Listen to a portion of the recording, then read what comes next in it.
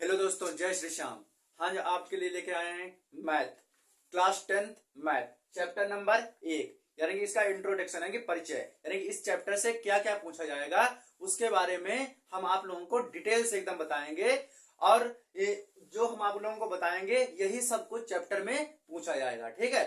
तो ये आज यानी कि अब सिलेबस न्यू आ गया है। पहले क्या है, एक चैप्टर में 4 एक्सरसाइज हुआ करती थी, पर अब एक चैप्टर में दो एक्सरसाइज होती हैं, ठीक है। तो उन्हीं के बारे में हम आप सभी लोगों को बताएंगे, ठीक है। तो सबसे पहले परिचय, यानी कि क्या कहता है कि अंक गणित की आधारभूत प्रमेय क्या कहती है, ठीक है। क्या कहती है कि प्रत्येक अभाज्य संख्या को, ठीक है। हम इससे पहले आप लोगों को एक वीडियो हमने बनाया था, उसमें हमने अभाज्य संख्याएं, वास्तविक संख्याएं जो दिया, वास्तविक संख्या यानी कि रियल नंबर, इन्हें क्या कहते हैं, अभाज्य संख्याएं किसे कहते हैं, ठीक है। ये सभी कुछ हमने आप लोगों को इससे पहले वीडियो में सब कुछ समझा दिया था, ठीक है।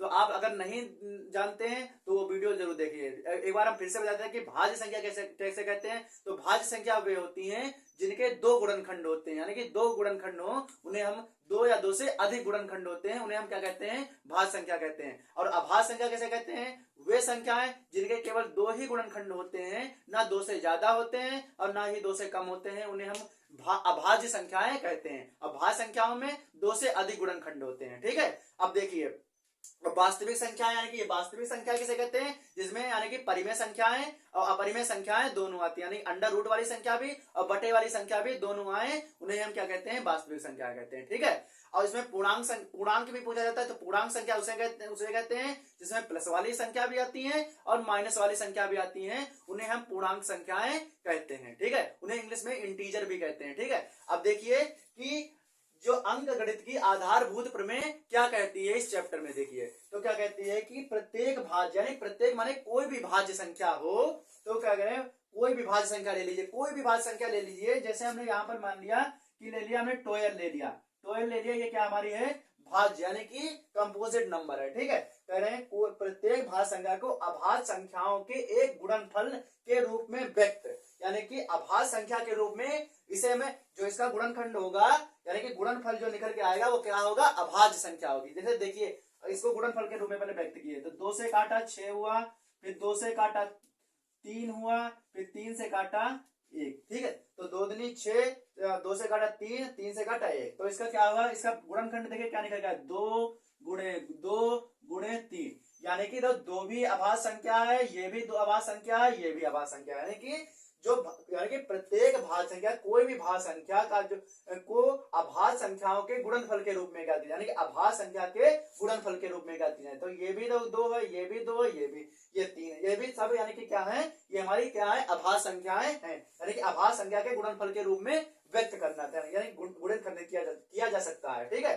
तथा यह गुणनखंड अभाज्य गुणनखंडों के आने वाले क्रम के बिना अद्वितीय हो, यानी कि ये 12 का इसके सिवा कोई अन्य गुणनखंड, यानी कोई और गुणनखंड नहीं निकल सकता है। आप सोचेंगे कि इसका हम ये भी 12 का तो ये भी कर सकते हैं 4 गुणे 3, ठीक है, क्या कर सकते हैं, 4 गुणे 4 3 12, ये भी हो सकता है। पर 4 हमारी क्या है, ये हमारी भाज्य संख्या है, क्या है, हमारी भाज्य संख्या। और इसमें कह रहे हैं कि अभाज्य संख्याओं का गुणनखंड होना चाहिए, क्या होना चाहिए, अभाज्य संख्याओं का गुणनखंड होना चाहिए, इसीलिए 4 हमारी नहीं आ सकती। तो इसका क्या हो सकता है, 2 गुणे 3, तो ये अभाज्य संख्या के रूप में गुणनखंडित हो गया। अब ये कह रहे हैं कि अभाज्य संख्या के गुणनखंड में आने वाले क्रम के बिना अद्वितीय हो, अद्वितीय मतलब इसके बिना इसका कोई गुणनखंड नहीं हो सकता, यानी कि जो 12 का इसके सिवा कोई और गुणनखंड नहीं हो सकता, किसी और संख्या से इसे नहीं काट सकते।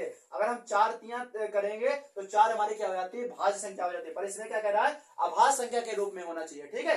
ऐसे कोई भी संख्या ले लीजिए, जैसे हमने 20 ले ली, ठीक है। तो 2 से काटा 10 हुआ, 2 से काटा 5 हुआ, अब 5 से काटा 1 हुआ, ठीक है।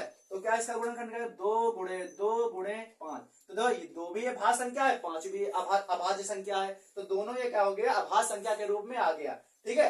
अगर हम इसका लिखते 4 गुणे 5 लिखते तो 4 हमारी क्या हो जाती, भाज्य संख्या हो जाती, पर इसमें क्या कर रहे हैं, भाज्य संख्या नहीं, यानी कि अभाज्य संख्या के गुणनफल के रूप में ज्ञात करना है। तो अभाज्य संख्या हमें तो इस वाले रूप में ज्ञात करना है, इसके यानी कि जो 20 का गुणनखंड है, इसके जो ये गुणनखंड बना इसके सिवा किसी अन्य संख्या से नहीं कटेगा, ठीक है।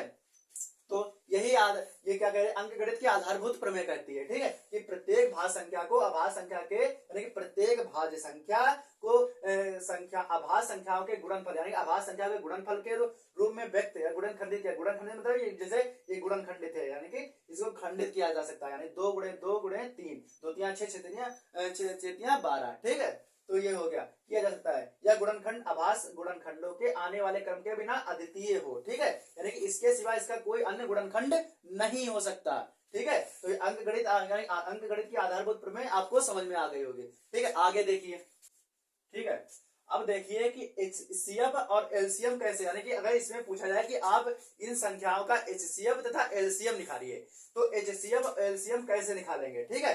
तो क्या कह रहे हैं, जैसे हमने मान लिया कि लिखा है इधर देख लीजिए, इधर लिखा है 96 और 84, यानी कि इन दो संख्याओं का हमें एचसीएफ और एलसीएम ज्ञात करना है। क्या ज्ञात करना है, एचसीएफ और एलसीएम ज्ञात करना है। तो हम 96 का क्या कर लेंगे, गुणनखंड कर लेंगे। तो 96 का अगर हमने गुणनखंड किया तो 2 से काटा कितना हुआ, 2 8, इसको काटा, यहाँ बचा 1, यहाँ गया 16, 2 8 16, फिर 2 से काटा तो 24 हुआ, फिर 2 से काटा तो 12 हुआ, फिर 2 से काटा तो 6 हुआ, फिर 2 से काटा तो 3 हुआ, फिर 3 से काट लिया 1 हुआ, ठीक है। ये 96 का हो गया, ठीक है। ऐसे हम 84 का कर लो, तो 84 का कर लिया, 84 का किया तो 2 से काटा 4 हुआ, 2 से काटा 2 हुआ, फिर 2 से काटा 2 दूना 4, 2 1 2, फिर 3 से काटा 3 7 21, और फिर 7 से काटा 7 1 7। तो देख ले इधर इनका गुणनखंड लिख ले, तो 96 का गुणनखंड कितना हुआ, तो 1 2 3 4 5 बार 2 है, तो 5 बार इसको 2 लिख लीजिए गुणे में। अब एक बार 3 है तो 3 लिख लीजिए, ठीक है। अब देखो 84 का कितना हुआ, 84 का इधर लिख लीजिए, 84 का तो कितना हुआ, कितना हुआ, 2 बार 2 है, 2 बार 2 है, और 3 एक बार है, अब एक बार कितना है 7 है, ठीक है।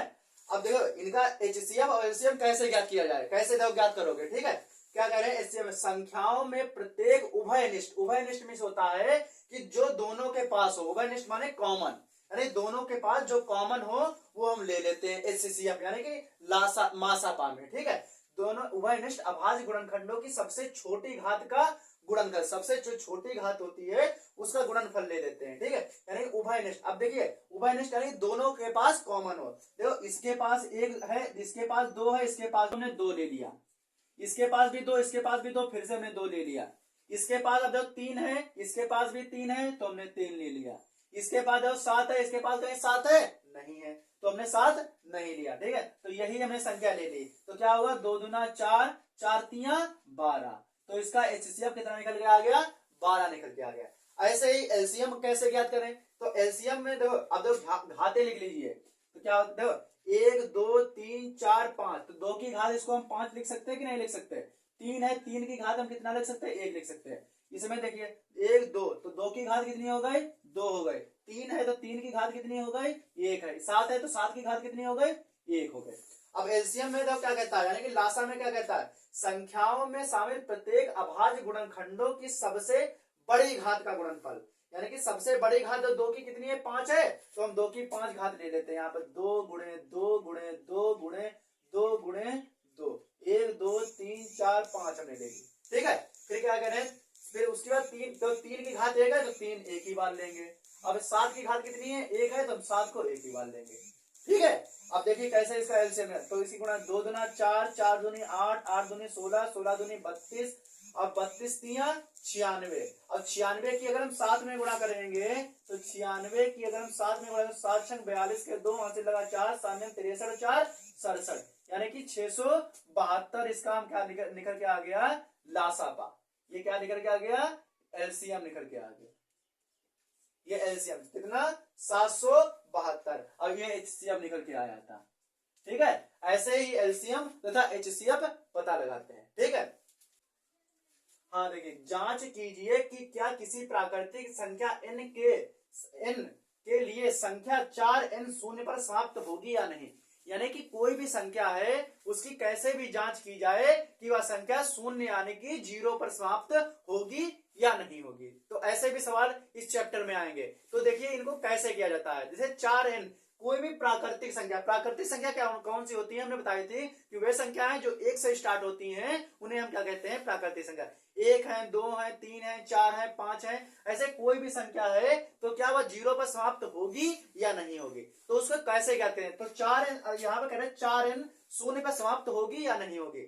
अगर शून्य पर देखो, शून्य पर समाप्त होने के लिए क्या चाहिए, अगर संख्या 4n समाप्त शून्य पर होनी चाहिए तो उसके लिए हमें गुणनखंड 2 या 5, उसका गुणनखंड उसमें 2 आना चाहिए या 5, एक 2 आना चाहिए, एक 5 आना चाहिए। देखो 4 में 4 का गुणनखंड करके देखो, तो अगर हम 4 का गुणनखंड करके देखें तो 2 इससे काटा 2, 2 दूना 4 और 2 इक्कन 2, तो इसके गुणनखंड में कितना आ रहा, 2 गुणे 2 आ रहा। तो ये शून्य पर समाप्त नहीं होगी। क्यों नहीं होगी, इसका हम रीजन बता रहे हैं। क्यों नहीं होगी, क्योंकि इसके गुणनफल में 2 तो आ रहा है पर 5 नहीं आ रहा है। तो हम लिख देंगे कोई भी संख्या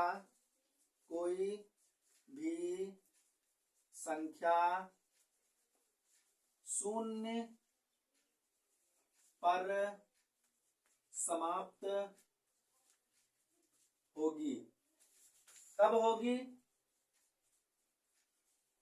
जब उसका गुणनफल, जब उसका अभाज्य गुणनफल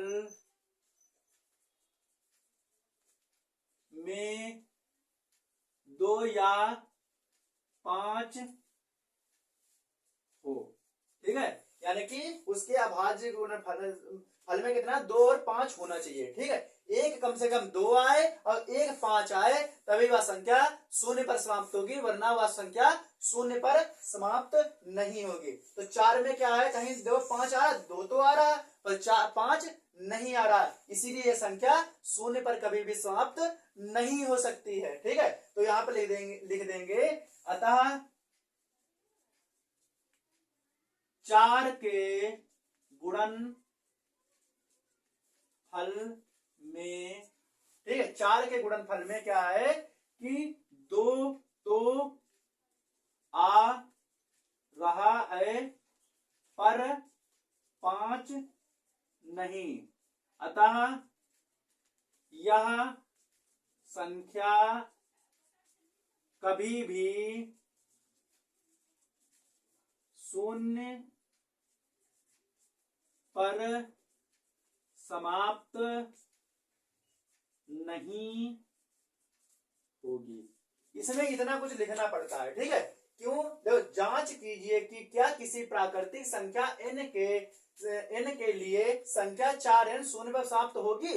तो हम क्या करते हैं, इसका फैक्टर यानी गुणनखंड करके देखते हैं। अगर गुणनखंड में 1 2 और 1 5 आए तभी वह संख्या 0 पर समाप्त होगी, वरना वह संख्या 0 पर समाप्त नहीं होगी। ठीक है, क्यों नहीं, अब देखिए, तो 4 का हमने गुणनखंड किया तो 4 के गुणनखंड में कितना आया, 2 गुणे 2 आया। इसके गुणनखंड में अगर 5 आ जाता तो यह संख्या शून्य पर समाप्त होती, पर क्या है, 5 नहीं आया। तो इसीलिए कोई भी संख्या शून्य पर समाप्त होगी जब उसका अभाज्य गुणनखंड कब है, 2 हो या 5, यानी कि 2 गुणे अभाज्य गुणनफल में क्या हो, 2 और 5 होना चाहिए हो। ठीक है, तो 4 के गुणनफल में 5 तो आ नहीं, अतः तो हम लिख सकते हैं अतः 4 के गुणनफल में 2 तो आ रहा है पर 5 नहीं, अतः यह संख्या कभी भी शून्य पर समाप्त नहीं होंगे। इस प्रकार के सवाल जो हमारे इस चैप्टर में आएंगे। ठीक है, रूट वाले भी सवाल आएंगे सिद्ध करने के लिए, उसके बारे में भी देख लीजिए कैसे सिद्ध किया जाता है अंडर रूट। यानी कि सिद्ध कीजिए कि अंडर रूट 2 एक अपरिमेय संख्या। इस प्रकार की भी संख्याएं यानी कि प्रूफ करने को आएंगे कि अपरिमेय संख्या, ये संख्या अपरिमेय संख्या है या नहीं है। ठीक है, तो हम देखिए किस प्रकार से इन संख्याओं को सिद्ध कर सकते हैं। कैसे, तो हमें तो पता है कि अंडर रूट 2 एक अपरिमेय संख्या है, पर कैसे है, क्यों है, ये सिद्ध करना है। ठीक है, तो इसको सिद्ध करने के लिए जो ये अंडर रूट 2 एक अपरिमेय संख्या, इसका हम सिर्फ उल्टा मान लेते हैं। क्या मान लेते हैं, उल्टा मान लेते हैं कि अंडर रूट 2 एक परिमेय संख्या है। क्या है, माना, लिख देते हैं माना अंडर रूट 2 एक परिमेय संख्या है, परिमेय संख्या है।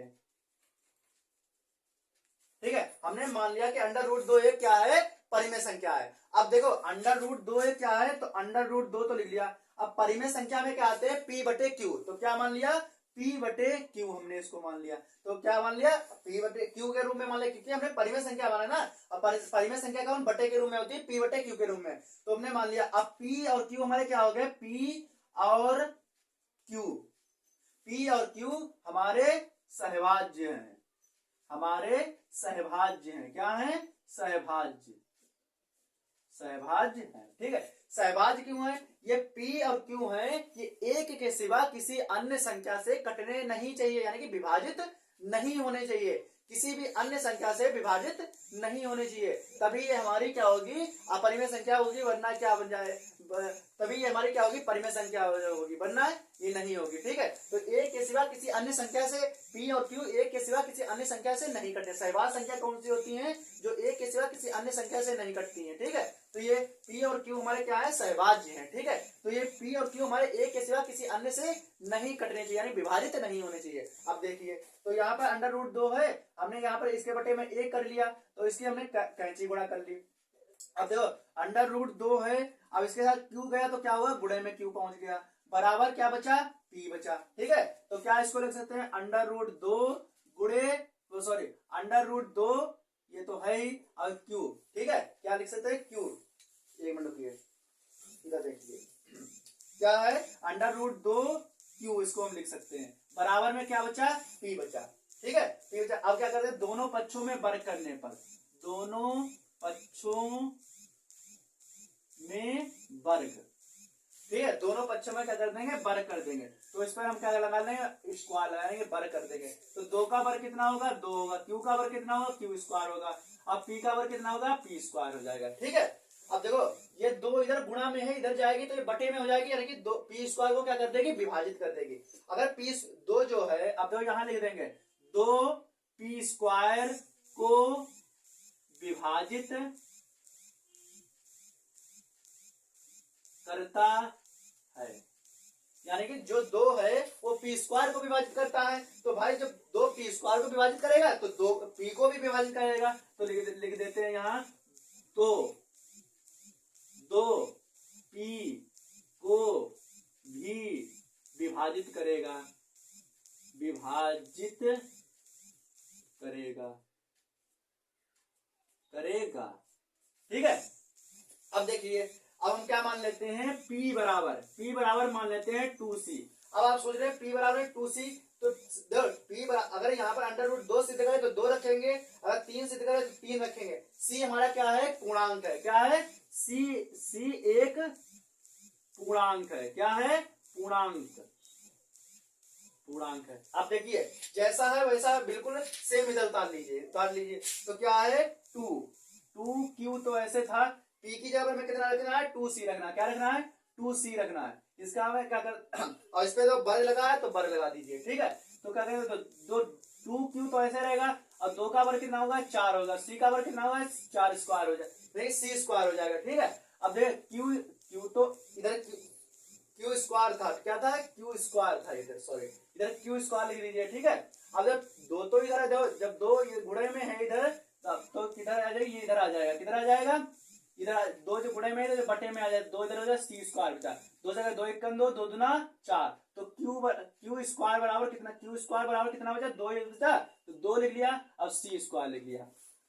ठीक है, अब देखिए जब 2 गुणे में है इधर आया तो ये 2 को यानी कि बटे में पहुंच जाएगा, तो Q स्क्वायर को क्या कर देगा, विभाजित कर देगा, क्या कर देगा, विभाजित कर देगा। ठीक है, तो यहाँ पे लिख देते हैं, क्या लिख देते हैं कि 2Q स्क्वायर को विभाजित करेगा, विभाजित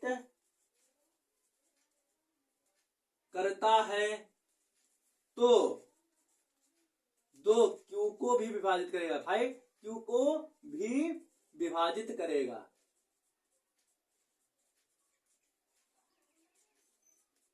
ठीक है भाई, जो 2 है यानी कि तो Q स्क्वायर को विभाजित करता है, तो 2P को भी विभाजित करेगा। अब देखिए, तो यहाँ P और Q क्या थे, हमारे सहभाज्य थे, यानी एक के सिवा किसी अन्य से विभाजित नहीं होने थे। पर देखो यहाँ P 2 से विभाजित हो रहा है, Q भी 2 से विभाजित हो रहा है, तो क्या क्या है। ठीक है, अब देखो आगे हम क्या लिखते हैं, ठीक है, आगे देखिए क्या लिख देते हैं, आगे देखिए क्या लिख देते हैं। हाँ, तो 2 जो P और Q, P और Q किससे, दो से विभाजित है। P और Q किससे विभाजित है, दो से, और होने किससे है, सहभाजित है, एक से विभाजित होने चाहिए थे, ठीक है। और P और Q किससे विभाजित है, दो से विभाजित है। अतः हम लिख देते हैं, अतः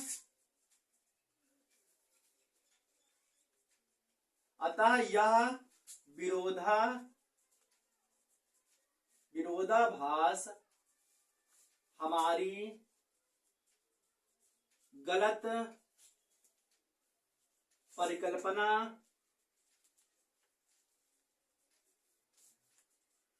के कारण प्राप्त हुआ, ठीक है। क्या, यानी विरोधाभास, यानी कि जो हमने सोचा था कि अंडर रूट एक मानी थी, क्या मानी थी हमने, परिमेय संख्या, तो यह हमारी विरोधाभास हमारी गलत परिकल्पना के कारण प्राप्त हुआ। तो अतः हम लिख देते हैं, अतः अंडर रूट 2 एक अपरिमेय संख्या है, अपरिमेय संख्या है। क्यों है, अगर दोनों ये एक से कटती, यानी कि एक से अगर विभाजित हो जाती, क्योंकि P और Q कौन थे, हमारे सहभाज्य थे, अगर दोनों एक से कट जाते, किससे, एक से कट जाते, तो हमारी कौन सी होती, परिमेय संख्या होती। पर ये दोनों किससे विभाजित है, दो से विभाजित है, किससे विभाजित है, दो से विभाजित है। तो इसीलिए ये अंडर रूट एक क्या है, अपर, या हमारी विरोधाभास हमारी गलत परिक्रमा के कारण प्राप्त हुआ था। अंडर रूट दो एक अपरिमेय संख्या है। इस प्रकार के सवाल हमारे चैप्टर में आएंगे, ठीक है। अब अगले वीडियो में आपके लिए लेकर आएंगे 10th क्लास की एक्सरसाइज नंबर 1.1 लेके आएंगे, ठीक है, और अच्छे से समझाएंगे। प्लीज वीडियो को लाइक करें, शेयर करें। अगर कोई भी मिस्टेक या गलती हुई है तो उसके लिए प्लीज कमेंट करें, हम आप लोगों के लिए फिर से वीडियो बनाएंगे। Thank you.